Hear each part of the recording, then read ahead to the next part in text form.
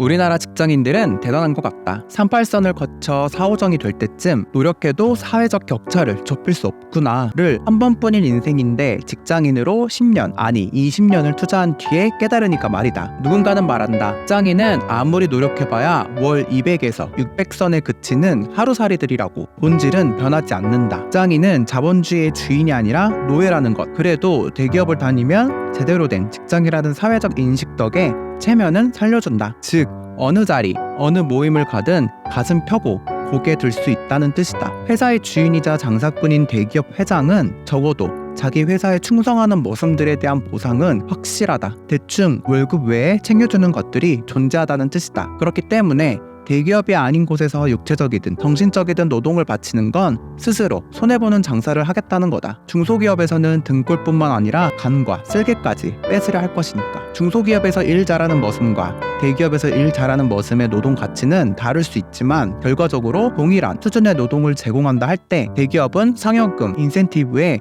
계열사의 업종에 따라 관련 복지 혜택도 받으며 무엇보다 금융 지원이 쏠쏠하다. 이런 일화가 있다. 총 직원 수가 30명도 안 되는 회사에서 출근도 안 하는 사장 가족 혹은 친인척이 임원 명단에 이름을 올리고 수백만 원씩 월급을 타가는 행태. 직원들에게는 올해 성과가 안 좋으니 임금을 동결 및 삭감하겠다고 말하면서 사장님 또는 사모님의 명품 가방이 바뀌거나 사장님의 집이 커지거나 자동차와 골프채가 바뀌는 것은 예산일이다. 그렇다고 실적이 좋으면 직원들 월급을 올려주냐? 절대 그렇지 않다. 심지어 직원들이 자비로 화장실 휴지와 휴게실, 커피 믹스를 구입한다거나 주마다 사무실과 화장실을 직접 청소해야 한다. 그리고 직원들 차를 반강제적으로 빌려서 자가용이나 회사용 차량으로 쓰기도 한다. 이래도 중소기업에 남아있다면 당신은 희생정신이 투철한 자선사업가이거나 그냥 바보이겠다. 주변에 만류를 뿌리치고 입사한 회사가 열악한 근무 환경과 노동 강도에 비해 턱없이 적은 수준의 월급이 통장에 찍히는 것을 보는 이상 불쾌감과 짜증이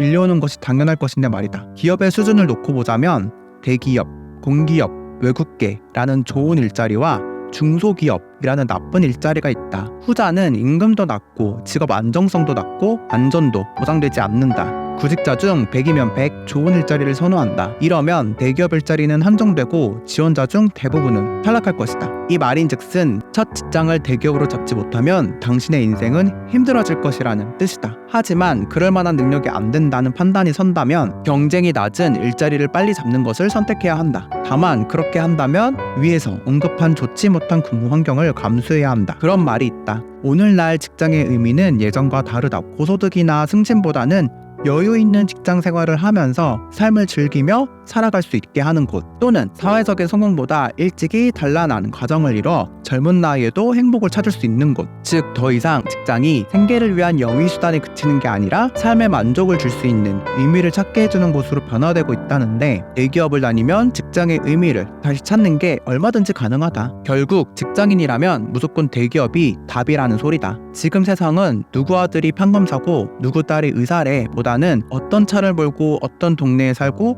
몇 평짜리 아파트에 사는지에 따라 더 높은 사회적 지위로 인정받는다. 그러니 많은 소득을 얻을 수 있는 직업이 당연히 좋은 직업이 되고 소득에 따라 직업의 우열이 생기는 것이다. 그래서 대기업이 아니면 직장인으로서는 답이 없는 것이다. 이제는 직업이 아닌 무조건적으로 연봉이 취업의 목표가 되었다. 더 이상 직업에 귀천이 있다가 아닌 연봉에는 귀천이 있다가 더 맞는 말이겠다. 즉 이런 풍조로 인해 연봉 낮은 일자리가 남아돌아도 청년층이 들어가기 싫어하는 것이다. 내가 대학생으로 돌아간다면 좋아하는 일, 나에게 맞는 직업, 같은 진로 적성 따위는 쳐다보지 않고 무조건 10대 대기업 아니 1000대 대기업 리스트를 쫙 뽑아 엑셀로 저장해 내 전공과 경험 등을 어필했을 때 합격 확률이 높은 곳 순서대로 취업 준비에 몰두할 것이다. 말이 길어졌지만 결론적으로 내가 하고 싶은 것, 내 꿈과 직업을 동일시한 내 잘못이다. 돈 많이 버는 직업을 탐색하고 관련 스펙을 쌓지 않은 잘못은 결국 내 모든 10대, 20대 시절을 쌓은 것들을 무의미하게 만들었다. 편입같이 하며 대학을 나오고 대학교를 가기 위해 학원, 야자, 인터넷 강의로 학창시절을 보낸 약 20년의 기간을 총 시간으로 환산하면 17만 5,200시간 동안 쌓아온 인생을 부정당한 셈이다. 청년 실업의 문제를 방관하고 있는 국가 시스템과 그 시스템을 정확히 이해한 영민한 대기업의 머슴들은 애시당초 대기업을 준비하지 않은 내 탓이라 한다.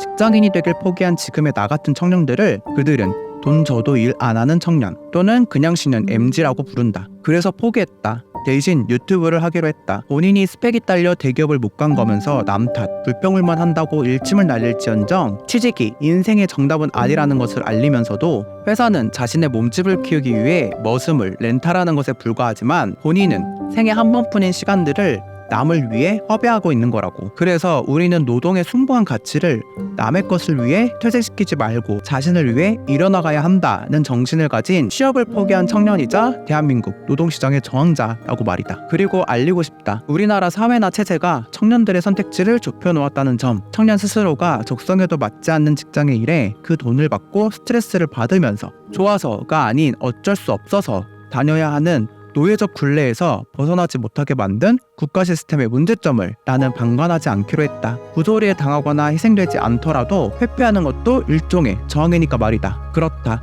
성공하지 못해도 좋다. 남들에게 인정을 받지 못해도 좋다. 내가 걷고자 하는 길에 부끄러움과 후회가 남지 않는 세계에서 내가 올바르다고 생각하는 가치를 추구하며 살 것이다. 그래서 나는 나로 살기로 했다.